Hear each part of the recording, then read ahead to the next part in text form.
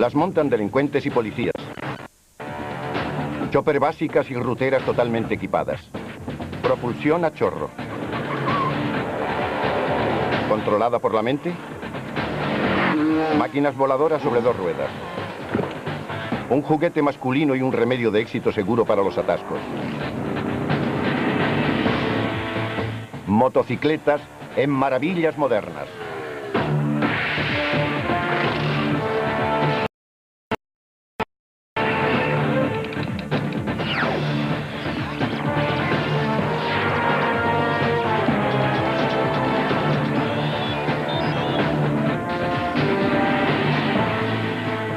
Motocicletas, primera parte.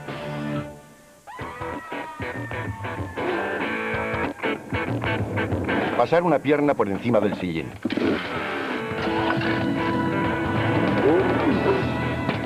Meter la marcha. Empuñar el acelerador y sentir el viento en la cara.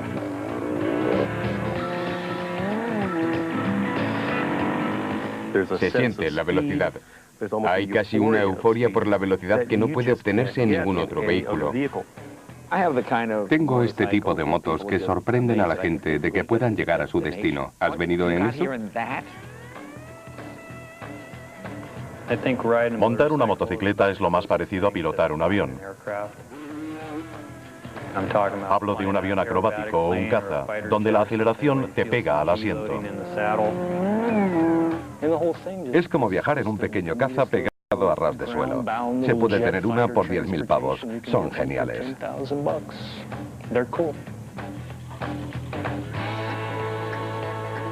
Se va montado sobre un siglo y medio de magia técnica y notoriedad cultural. Está entre los grandes temas del siglo XX a través de la música, la literatura o las películas. Amor, muerte, aventura, peligro, velocidad. Todo eso está condensado en la moto y mucho más.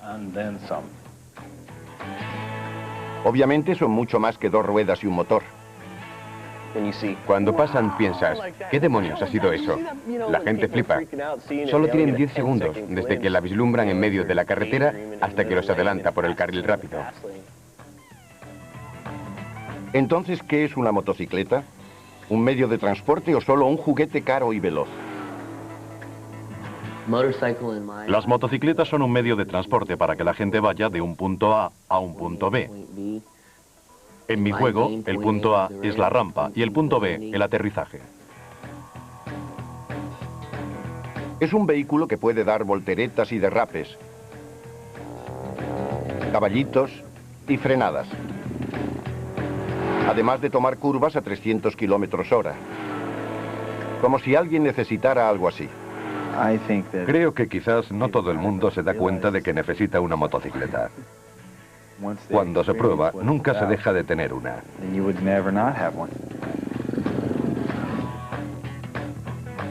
Hay algo en la máquina poderosamente seductor.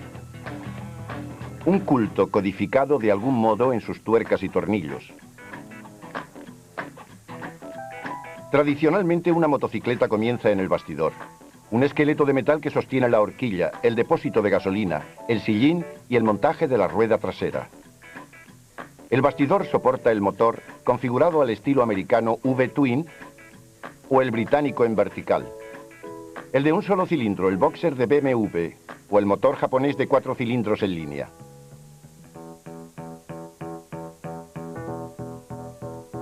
No es que no se hayan probado tipos de motores más exóticos, pero sigue siendo una moto si tiene un motor de automóvil y con un motor a reacción. Vamos a arrancarla. Lo primero es girar la llave de contacto. Y esta es la pantalla, que también es el espejo retrovisor, y dice, hola Jay, estamos listos para irnos. Observen la Y2K de turbina de Jay Leno. Parece una deportiva, pero suena como un avión.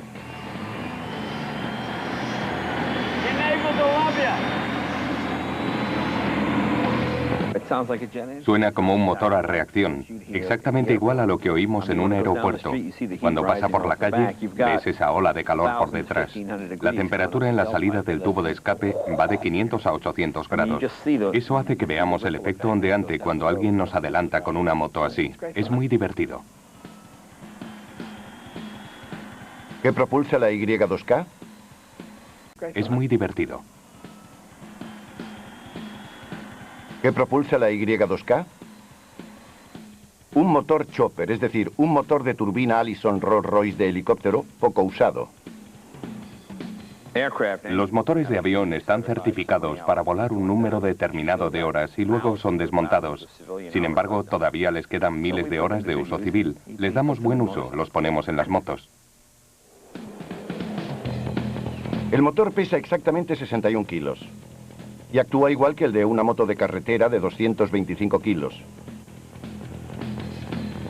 Pero ahí acaban todas las similitudes. Con el motor a reacción, cuanto más rápido vas, más rápido se mueve. Con la mayoría de motores de combustión interna, cuanto más rápido se va, tienden a decelerar.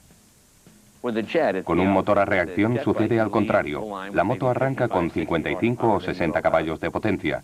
Cuando avanza 15 o 20 metros, tiene 100 caballos, y en otros 15 metros va subiendo a 150, 200, 250, 300, 350 y sigue aumentando. Nadie conoce la velocidad máxima. En una pista de aterrizaje corta, la Y2K llegó a 380 kilómetros hora. Imaginen lo que alcanzaría en una recta más larga. Toda esa potencia sin el ruido mecánico de un motor de gasolina. Es absolutamente suave. Si se pone la mano en el depósito mientras está en movimiento, si no fuera por el ruido, uno no se daría cuenta de que está funcionando. Así de suave va el motor a reacción. El único inconveniente del motor a reacción es que se produce un retardo entre 1 y 2 segundos desde que se da gas hasta que acelera. También existe ese retardo de respuesta del turbo. Si vas por la carretera y aceleras para salir disparado, en realidad no sucede así. Tarda 1,5 segundos en dar el tirón. Si no le importa asumir un pequeño retardo en la aceleración por tener un motor a reacción, quizá esta sea su próxima moto, siempre que pueda permitirse su precio, 185.000 euros. La Y2K es fabricada por Marine Turbine Technologies de Franklin, Luisiana. También hace camiones y barcos a reacción. En cuanto a explicarle a los amigos cómo es la Y2K, lo tiene complicado. Es una de esas cosas que no necesitan explicación. Hacerlo sería como describir el sexo a un alienígena. Veamos, la mujer y el hombre pueden hacer esto o no. Si uno tuviera que explicarla, probablemente estaría perdido. Con un motor poco ortodoxo y un perverso poder añadido, la Y2K funciona y parece una moto de carretera. Estamos de acuerdo en incluirla en la familia de las motocicletas. A esta Boss Joss. ¿Es esta máquina con motor Chevy V8 una motocicleta o un coche deportivo con 2 ruedas? Una cosa es segura, parará el tráfico. Llama mucho la atención, No lo ves porque los adelantas. La gente habla de ellas después. Dice, todo el mundo te miraba. Eddie Paul construye máquinas especiales para Hollywood. La máscara y calles de fuego. Deportivos para la secuencia de A Todo Gas. La moto de su elección, la Boss Hoss con motor V8. La primera idea que tuve fue construir una motocicleta con motor V8. Entonces alguien me mostró un artículo de la revista Mecánica Popular y me dijo, se te han adelantado.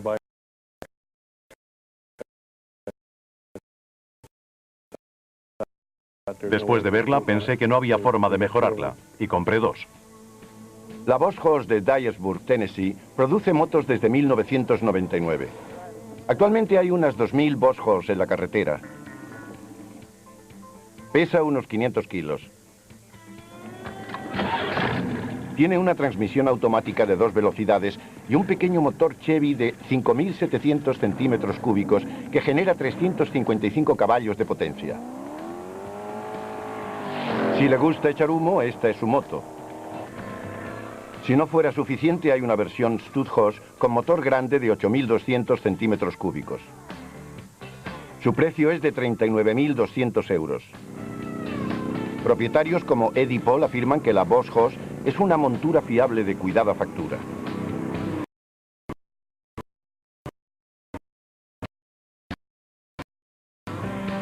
En pocas palabras, es una motocicleta. Pero ¿dónde clasificamos este vehículo? Durante décadas ha sido el monstruo del lago Ness de las motos. Su existencia no ha sido probada, a excepción de unos cuantos avistamientos y una sola fotografía. Incredulidad. Yo pensaba que se trataba de una combinación, que alguien había unido un puñado de piezas viejas e hizo algo a lo que sacó una foto. Sin embargo, el editor y coleccionista Buzz Walneck se dispuso a determinar si aquel monstruo era real, y puso un anuncio en su propia revista. Unas 2 semanas después recibí una llamada de teléfono y Helen dijo: Buzz, se te va a erizar el pelo de la nuca, porque ha llamado a alguien diciendo que sabe dónde está. Tras 2 décadas en un garaje de Wisconsin, ya no era ninguna belleza. No obstante, Walneck la añadió a su colección. La belleza está en los ojos de quien mira. Parecía como una nueva Indian o una nueva Harley. Su constructor la llamó Road Dog, un ingeniero aeronáutico llamado William Wild Bill Gelke. Oí que había recorrido unos 32.000 kilómetros en un año en la Road Dog, atravesando el país sin rumbo fijo.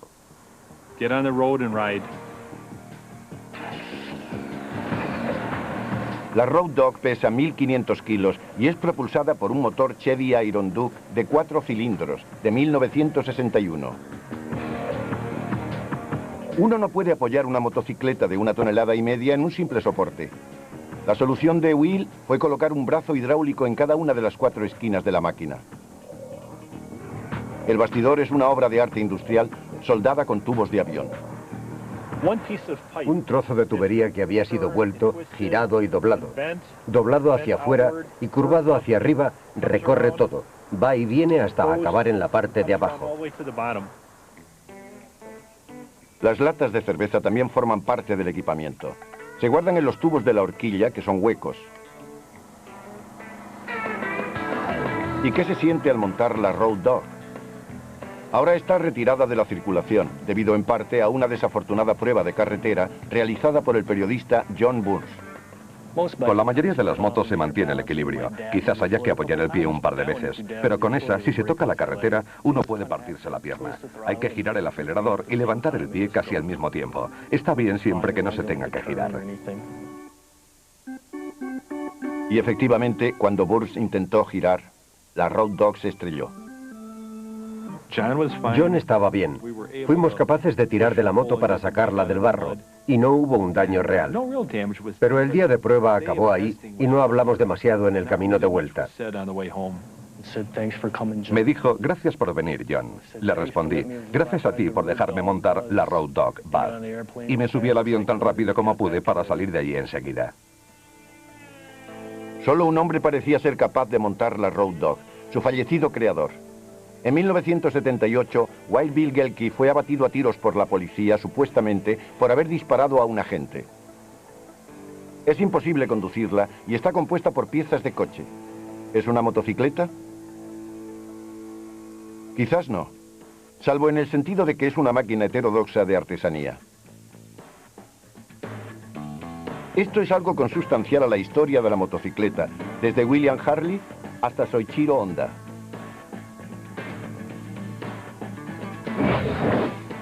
A continuación, la historia secreta de las motocicletas, o cómo pasó de ser un medio de transporte a un codiciado juguete para hombres.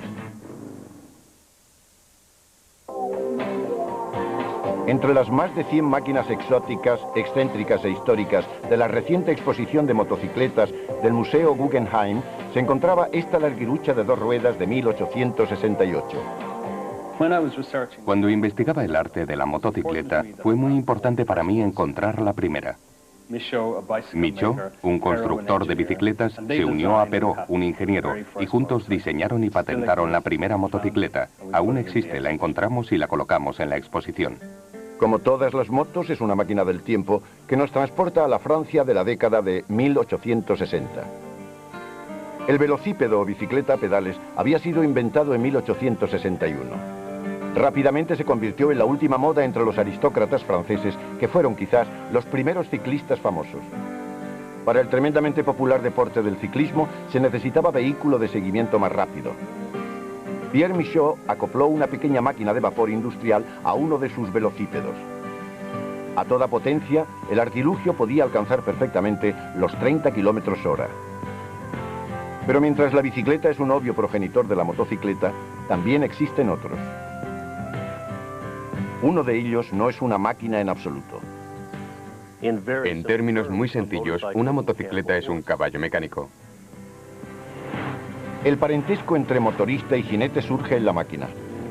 Es mucho más evidente en cómo la forma de montar ha pasado del caballo a la motocicleta. Los estadounidenses montan las sillas típicas del oeste, estiran los pies hacia adelante y no los utilizan demasiado para mandar. En Europa es completamente diferente. Se monta en sillas inglesas más erguido, con los talones bajo el cuerpo, porque se utilizan más los pies para dirigir al caballo. En una moto de carretera estadounidense, el conductor lleva los pies hacia adelante, adoptando una postura desgarbada, clásica de los vaqueros. En una europea o japonesa, adopta una posición de competición, como un jockey. La geografía también ha tenido que ver en su diseño.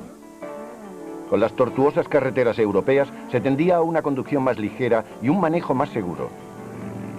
Sin embargo, los amplios paisajes de Norteamérica dieron vida a las Harley Davidson y a las Indian Chiefs, motos de carretera de gran cilindrada y bajas revoluciones.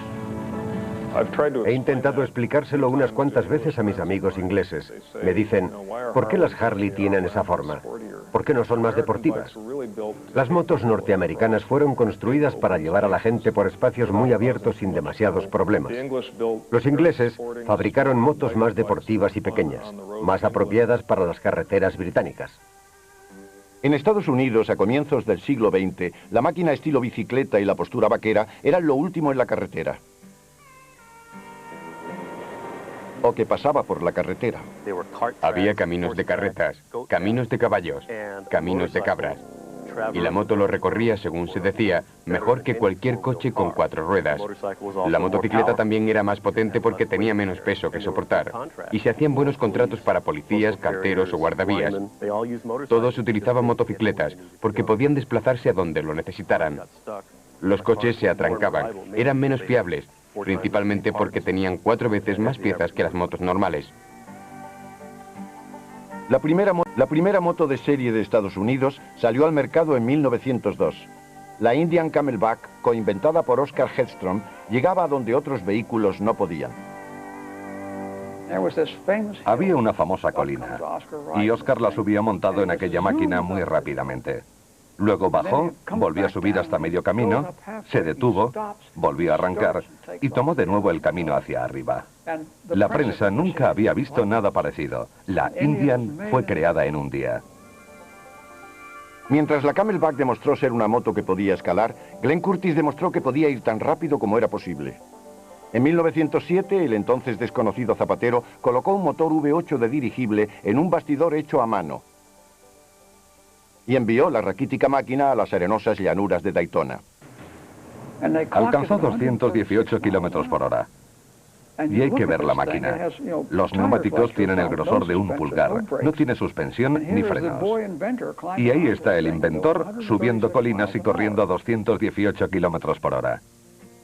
Ningún vehículo de ningún tipo superaría su récord de velocidad hasta 1911. Curtis se embarcó en la construcción de una motocicleta V-Twin. Y más tarde, por supuesto, marcó un hito en la historia de la aviación con su Curtiss Jenny. Para el espectáculo de velocidad, sin embargo, no había nada mejor que la carrera en pista. Esta insólita filmación nos da una idea de lo radical que era este deporte en su tiempo. La mayoría de las carreras de motos de aquella época tenían pedal de arranque. Pero las de pista cerrada, equipadas para alta velocidad, tenían que ser remolcadas para arrancar. No tenían acelerador. Una vez se las impulsaba, iba aumentando la velocidad hasta alcanzar más de 190 km/h alrededor de una pista de madera peraltada. Tampoco tenían frenos. Se disminuía la velocidad accionando un interruptor de apagado o haciendo un derrape controlado de la máquina. La peligrosidad de este deporte quedó patente el 8 de septiembre de 1912. Newark, Nueva Jersey. Esta fotografía fue tomada justo antes de que ocurriera. Un instante después, el motorista que lideraba la carrera, Eddie Hatcha, perdió el control. Un diagrama muestra el recorrido de la moto hasta que se estrella contra la barandilla de seguridad, matando a 4 espectadores. A continuación rebota hacia la pista, matando a un corredor. El campeón de pista cerrada, Hacha, también muere. El terrorífico accidente apareció en todos los titulares. Era la primera vez que las motocicletas ocupaban la primera página del New York Times. Al año siguiente, la motocicleta fue ridiculizada en la revista Collier. En las viñetas podía leerse: ¿no sabe que puede sentir lo mismo atándose petardos a las piernas y sentándose sobre un calentador? Por lo que respecta al funcionamiento de esos controles e indicadores que siempre han desconcertado a la gente que no conduce motocicletas, afirmaba la revista, se frena con la mano derecha, el embrague se acciona con la izquierda y se examina el aceite, la gasolina y la batería con las manos que sobran. Pero para entonces, el verdadero argumento contra las motocicletas había aparecido bajo la forma de Tin Lizzie. El modelo T de Henry Ford salió en 1909 y enseguida pudo conducirse un coche por el precio de una motocicleta. En 1915, alrededor de 2 millones de personas habían optado por las 4 ruedas. Y finalmente, llegaron buenas noticias sobre las viejas y malas carreteras. Aprendieron a construir carreteras de cemento, así que tanto la infraestructura como los coches mejoraron y se abarataron. Aquello relegó a las motos al estatus de recreo e incluso al de artículos de lujo. Trajo la ruina a la industria de la motocicleta. En 1910 había unos 150 fabricantes de motocicletas en Norteamérica. Casi todos fueron desbancados por el modelo T.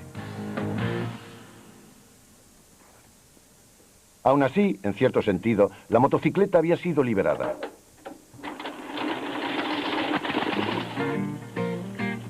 Ya no necesitaba ser tan práctica. Antes quizás se eligieran las motos como un sistema de transporte barato, pero ahora se montaban simplemente porque sí. La emoción de la velocidad de la moto tiene que ver con el hecho de que el viento te da en la cara. No estás dentro, estás sobre una moto. Uno no atraviesa el campo, uno está en el campo. Cuando llueve se moja, cuando hace sol se calienta, cuando hay alguien cortando el césped puede olerse. En una moto uno viaja a través del país y lo siente. De nuevo el parentesco con el vaquero. Hay gente a quien le apetece la libertad del sillín. Pero en los años 20 el deseo de montar en moto comenzaba a decrecer. Durante aquella década, la Excelsior Henderson era una de las 3 grandes compañías de Norteamérica. La Super X y su desmesurado sistema de suspensión frontal, el favorito de los corredores y la policía.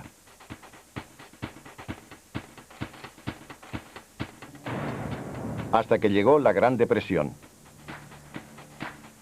El efecto más directo, el más inmediato, fue que Excelsior Henderson tuvo que cerrar. Su propietario era el señor Twin, de las famosas bicicletas Twin, y al ver caer sus acciones, convocó una reunión y anunció: caballeros, hoy paramos la producción. Con Excelsior Henderson fuera del negocio, solo quedaban otras 2 compañías. A la larga, solo habría cabida para una. A continuación, Harley Davidson contra Indian. El gran estruendo de las carreteras norteamericanas. El ganador se queda con todo. Harley Davidson e Indian. En el mundo del motociclismo eran como la Coca-Cola y la Pepsi, los Yankees y los Dodgers, Hatfield y McCoy. La rivalidad promovió miles de tatuajes y al menos un poema. Nunca desgastarás una Indian Scout o a su hermana la Indian Chief. Son construidas para soportar fuertes golpes. Son las Harley las que causan aflicción. Y la respuesta de los fieles a Harley dice: El chico de abajo tenía una Harley Davidson. Un día le pregunté, ¿qué tipo de moto es esa? Y él me contestó, es una Harley Davidson. Entonces me agarró de la camiseta, tiró de mí y me dijo, jamás compres una Indian. Pero si las 2 marcas imponían tal lealtad, ¿por qué una fracasó terriblemente mientras que la otra se convirtió en un mito norteamericano? ¿Y por qué uno de los más bellos diseños del siglo XX desaparece de las carreteras estadounidenses? ¿No había suficiente espacio en Norteamérica para Harley e Indian? Estas dos creaciones se convirtieron en rivales. Rivales en la carretera. Rivales en ventas. Sin embargo, sucedía que los dos padres fundadores no eran enemigos.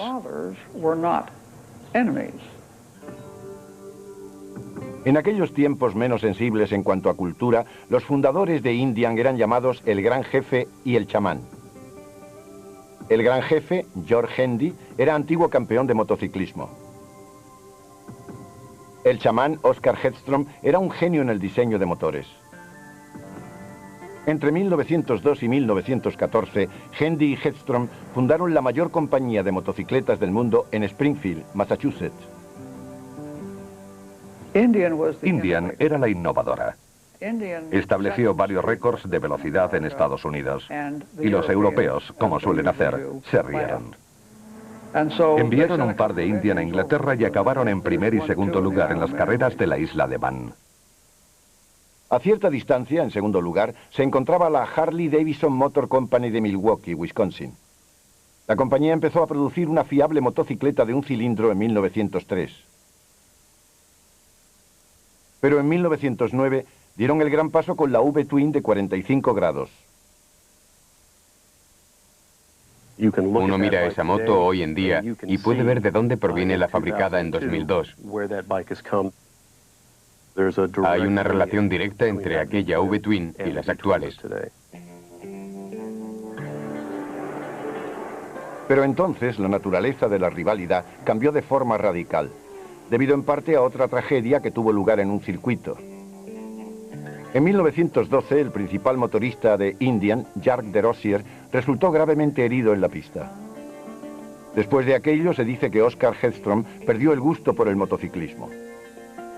El día del funeral de Desrosiers, Hedstrom se retiró de Indian. El gran jefe George Hendy pronto le siguió. La competitividad era ahora entre una corporación Indian y un negocio familiar, Harley Davidson. Pero en 1920, ambas empresas eran mundos aparte. Harley Davidson era dirigida siguiendo una ética comercial muy estricta. Indian renqueaba por la mala administración en la sala de juntas y el robo en la fábrica.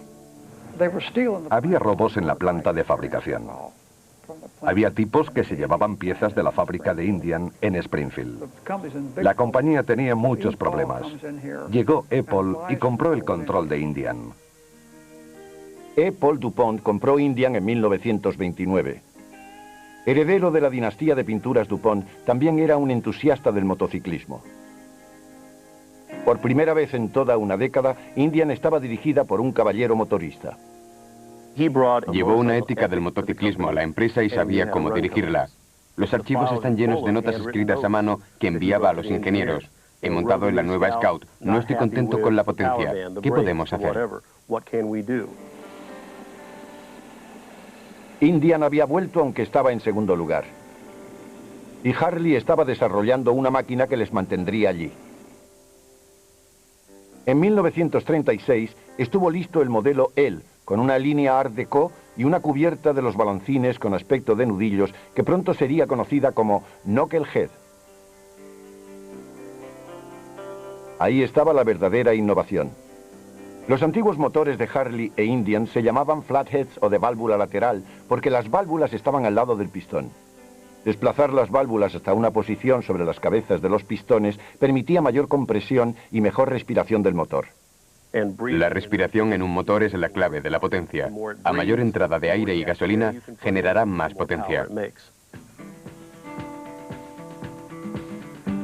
Por primera vez, desde que comenzó aquella rivalidad, Indian no tenía una moto comparable.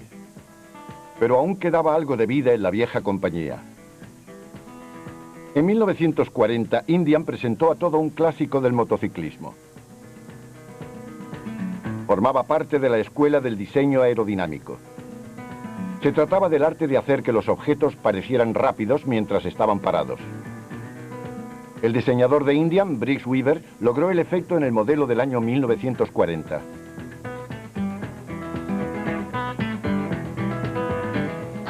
Es probablemente el diseño individual más distintivo del motociclismo, empezando por el guardabarros delantero, que está completamente equilibrado, y el faro delantero de la Indian Chief, que es cromado. En cierto modo, establecen el tono aerodinámico del resto de la moto. También tiene el guardabarros trasero con esa forma parecida a una lágrima que complementa perfectamente al delantero. Para mucha gente, probablemente es la Indian Chief que tiene mejor diseño. Aún así, para muchos motoristas de entonces, aquella vistosa lámina de metal suponía un exceso de equipaje. Cualquier restaurador de Indian diría que miles de ellas eran desechadas y amontonadas tras los concesionarios. Los mecánicos que trabajaban en ellas las desmontaban constantemente y las tiraban.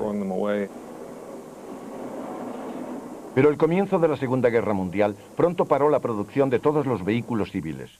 La rivalidad consistía ahora en conseguir contratos militares. Harley Davidson creó un modelo V-Twin de 750 centímetros cúbicos para el ejército. Indian desarrolló unos 500 centímetros cúbicos. No era exactamente una lucha justa. El ejército pidió una motocicleta de 500 centímetros cúbicos, pero Harley creó una de 750. Indian jugó según las reglas y desarrolló una 500, pero tenía mucha menos potencia comparada con la Harley. Así que Harley salió de la guerra mejor parada que Indian. Harley produjo 88.000 motocicletas militares. Indian, menos de 40.000. Aún así, después de la guerra, Indian hizo un último intento por arrebatarle el éxito a Harley. Paul Dupont dejó Indian en 1945. Fue sucedido por Ralph Rogers, de 36 años. Un hombre con visión para revolucionar el motociclismo norteamericano. Justo después de la guerra, todo el mundo quería ruedas. Si no podían permitirse un coche, querían una moto. El problema era, según pensó Rogers, que podían refrenarse ante aquellas máquinas de aspecto anticuado. No se sentía atraído por el romanticismo de la Grand Chief. Pensaba que aquellos eran viejos diseños que tenían sus raíces en los años 20 y 30. En 1949, Indian presentó el diseño de motocicleta que pretendía poner a todos los norteamericanos sobre dos ruedas. Se trataba de la Indian Arrow, de un solo cilindro, y de una rediseñada Scout con un motor vertical de estilo británico.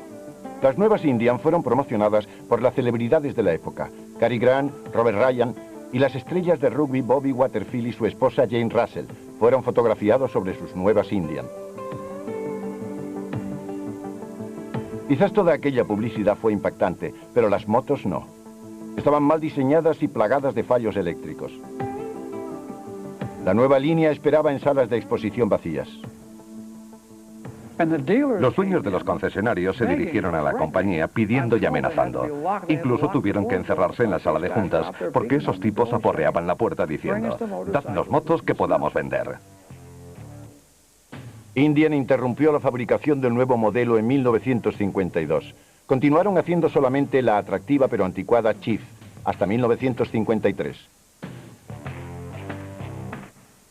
Entonces, se cerraron las puertas de la vieja tienda india, como se llamaba la factoría de Springfield. El edificio fue demolido en 1984. Ralph Rogers ha sido calumniado como el hombre que acabó con Indian, pero su visión de futuro era sorprendente. Tenía unas ideas avanzadas para su tiempo, porque lo que hizo Rogers en 1949 fue lo mismo que el señor Honda en 1959.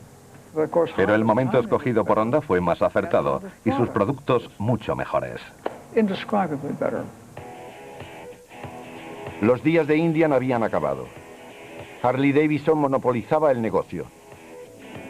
Pero la antigua rivalidad existente entre Milwaukee y Springfield nunca ha dejado de existir. Si no, pregunten a un par de aficionados como hizo Peter Egan. Yo pregunté, ¿de qué iba todo eso de Indian y Harley? Y el de Indian me dijo, es fácil. Los de Indian sabían leer y los de Harley eran la escoria de la tierra. Por supuesto, el de Harley me dijo, yo pensaba que era al revés.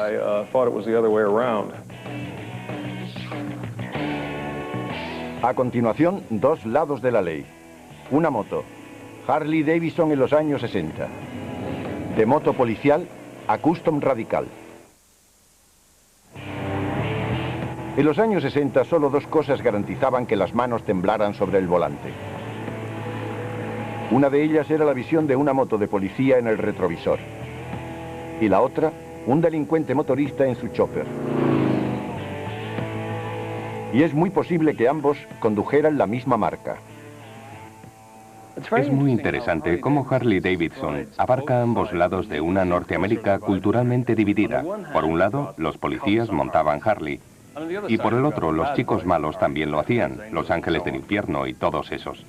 Aún más extraño es el hecho de que en ocasiones montaban literalmente la misma moto. Ya que la mayoría de esas motos eran compradas en subastas, me pregunto cuántos policías en los años 60 pudieron detener a tipos que conducían motos que antes eran suyas.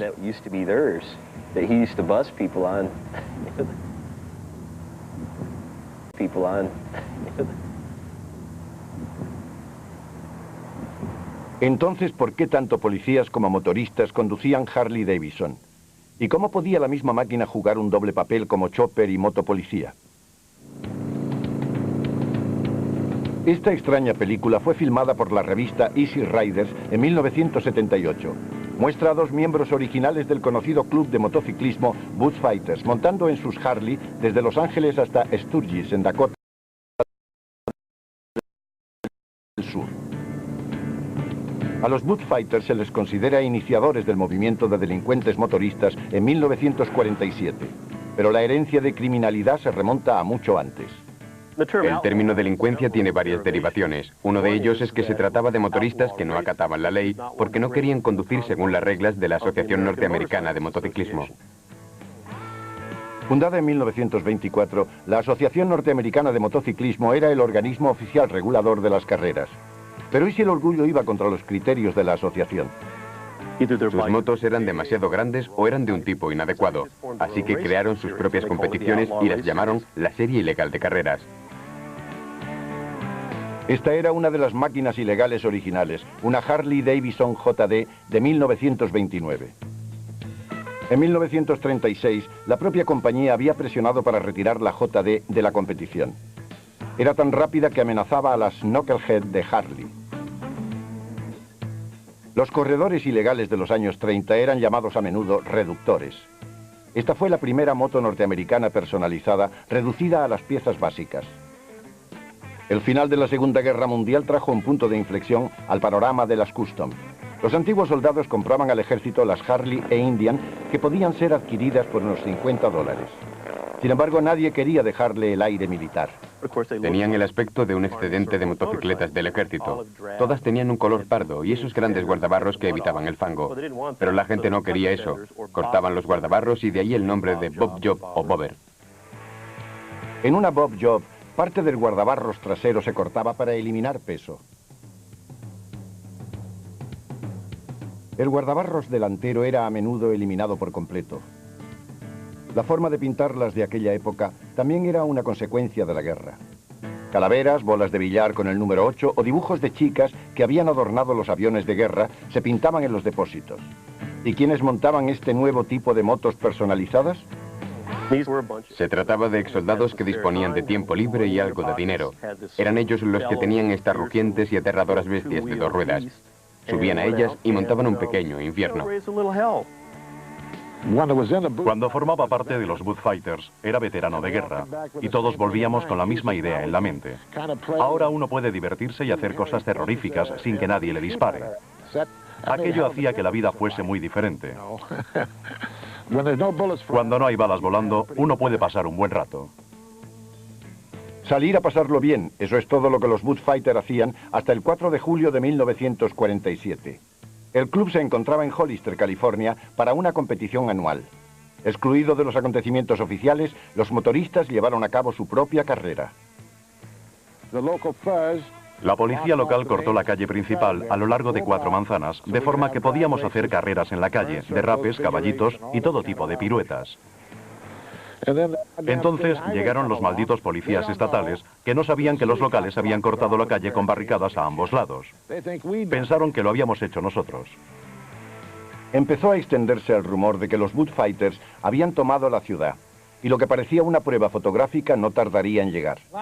Vinieron de la revista Life y pidieron a toda esa gente que posara para aquellas fotos. Las combinaron con las de los Bullfighters y cuando la revista las publicó comenzó todo. Nadie podía pararlo.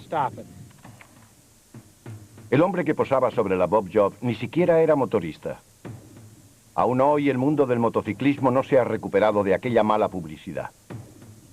No ayudó nada que en 1954 Hollywood diera su versión de lo ocurrido en Hollister. Hicieron la película El Salvaje. Estaba basada en los Bullfighters y por supuesto Marlon Brando interpretaba el papel principal. Lee Marvin era Waino Willie y Waino iba a ser el director técnico, pero se emborrachó la noche anterior. Y no lo hizo. No fue director técnico. Fue asesor. El Salvaje desencadenó la producción de muchas otras películas sobre motos. A los ojos de los espectadores, al menos, muchos motoristas eran verdaderos delincuentes. Al otro lado de la ley, las motocicletas también son un símbolo, en este caso, de inflexible autoridad. Harley Davidson era la moto policial por excelencia desde la desaparición de Indian en 1953. Y no es que no fuera sumamente adaptable al trabajo. En aquel tiempo se ajustaba más a los requerimientos del trabajo policial, en el sentido de que ofrecía más comodidad, más potencia y se adaptaba más a las necesidades de los agentes. Mientras los corredores ilegales desnudaban sus motos, la policía las recargaba. Una moto policial tenía que cargar con una abultada radio sobre el guardabarros trasero. Un micrófono y un altavoz eran montados sobre el manillar izquierdo. La sirena de aquellos días era conocida como gruñona. Esta es una de las sirenas mecánicas antiguas que se utilizaban en los años 60 en las Harley Davidson. La parte principal es esta de aquí, que se apoyaba contra el neumático trasero de la moto. Cuando esta iba a gran velocidad, provocaba el sonido agudo de una sirena. A medida que disminuía la velocidad, hacía un sonido más gruñón, y de ahí el apodo. El conocido aspecto del agente de policía era muy tradicional, derivado en gran parte del de la policía montada. Las botas altas y brillantes son las mismas que las de los oficiales de caballería, igual que los pantalones de montar, adaptados a las necesidades de un policía motorizado. Hay muchas protecciones de seguridad en este uniforme, como el doble grosor en las rodillas de los pantalones y los refuerzos en la parte trasera. Todo ello por motivos de seguridad. Entre los policías hay un gran prestigio en ser un agente motorizado. Son los que más se ven en la carretera. En el tráfico suelen ser los primeros en llegar al lugar de un accidente o un delito. Haciendo proezas, sentado en su sillín, el policía es el mejor motorista. Y sí, su tarea principal es poner multas. Un día en la vida de un policía motorizado consiste en poner muchas multas. Así que requiere mucho arrancar, frenar, acelerar y decelerar. En mi opinión, es un día muy ajetreado. En la otra cara del motociclismo de los años 60 había un nuevo escenario. Ahora había quienes se autoproclamaban delincuentes sobre ruedas, los ángeles del infierno y sus muchos imitadores. Lo que montaban era una nueva forma radical de moto personalizada. Horquillas kilométricas, manillares que tocaban el cielo, tubos de escape ensordecedores y pintura llamativa. La Chopper. Cada una de estas máquinas era una expresión personal de su propietario. Pero aunque no había dos exactamente iguales, existían algunas reglas de montaje. Las Chopper solían ser Harley Davidson y las partes traseras solían ser rígidas. Las motos rígidas no tenían amortiguadores en el eje trasero, lo que provocaba daño en los riñones. Pero lo que los motoristas obtenían a cambio era la sensación de estar fuertemente unidos a sus motos. Me gusta la sensación positiva que provoca una moto rígida. Hay que prestar atención y uno se da cuenta de que forma un todo con la moto. Por lo que respecta a las exageradas horquillas frontales, su longitud hace que las ruedas parezcan diminutas en comparación. Constituyen otro legado de la Segunda Guerra Mundial. Creo que esta parte delantera de aquí, que era de una Harley Davidson, es parecida a un frontal militar XA, que es unos cuantos centímetros más largo y hace que la moto sea más alta, para que se mueva mejor por un suelo irregular. La mayoría de la gente lo utilizaba para darle a la moto un aspecto más radical. Incluso para alargarlo aún más cogían radios de los primeros Ford que tenían más o menos la misma forma. Quitaban estos y los colocaban ahí haciendo que el frontal fuese así de grande. Y una vez que esas horquillas comenzaban a extenderse, se cerraban todas las apuestas. Es la típica forma de pensar estadounidense. Si 7 centímetros están bien, 50 está mucho mejor. Jimmy tiene un frontal de 7 centímetros. Voy a dejarlo atrás. Yo quiero 15 centímetros más. Y también quiero grandes manillares. De ningún modo va a tener Jimmy una moto mejor que la mía. Los motoristas intentan superarse unos a otros desde entonces. Esta película, filmada a finales de los años 70, muestra un momento radical en la evolución de las chopper. Por aquel entonces se utilizaban asientos exageradamente escalonados, altas barras de apoyo para el pasajero, grandes manillares y en el otro extremo pequeños manillares cortos. Grandes depósitos con extravagantes dibujos y gran cantidad de superficie cromada completaban la moto del proscrito. La chopper es uno de los estilos personalizados que más ha perdurado. Varias características de los años 60 y 70 se han abierto camino hasta la Harley Davidson actuales. Y hoy una de las motos más codiciadas es una chopper West Coast, construida por Jesse James, perteneciente a la vieja escuela. Me gusta que parezca que no tienen piezas suficientes como para que se muevan. Les falta un par de piezas principales. Debe parecer como si no pudiera arrancarse. Que la gente se pregunte si lo hará o no. Entonces me subo, hago un gran derrape y salgo disparado. Durante las décadas de los 60 y 70, mientras policías y moteros eran fieles a las Harley Davidson, el mundo del motociclismo cambiaba por completo a su alrededor.